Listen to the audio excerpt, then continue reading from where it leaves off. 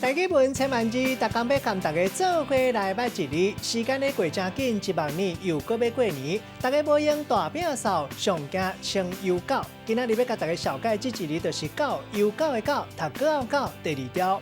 照古早第二字典解说讲这日狗，另外有一个音读做狗，意思是土的坐袋，或者是讲去捌到垃圾的意思。像讲若垃圾水，咱讲是水狗；垃圾油，咱讲是油狗。另外有臭味的油狗，咱讲是臭油狗。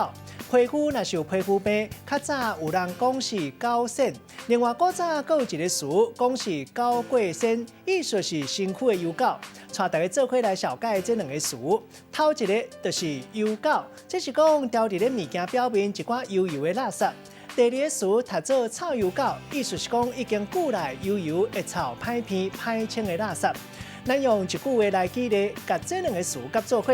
譬如讲，搁过外话，你要过新正年，真侪人开始摒扫厝内。